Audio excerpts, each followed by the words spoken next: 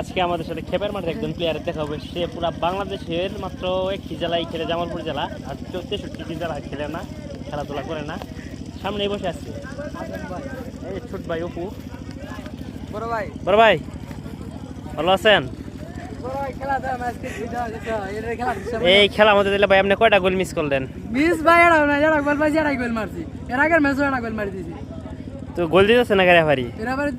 আমি বলে অফসাইডে খাড়ি আছি, আমি খেলতে দাঁড়িয়ে ধরে ওকে ম্যানেরা হলো পানার সাপ, আমাকে কইতাছে আমি বলে অফসাইড।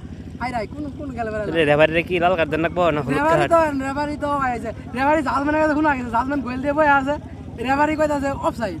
কোনটা ধরবো তাহলে আমি কি কবে নাম নেড়ে কোন নাম নেন কইতাছি? আমাদের বড় ভাই আলামিন উই বেশি মানে উত্তেজনা আজকে, মানে শিখাই দিয়েছে টিম কোচার যারে কয়। তাহলে এখন খেলাধুলা না হইলে রাতের বেলা লাইট সিস্টেম করবো মনে হয়, লাইটের ভিতরে খেললে হবো।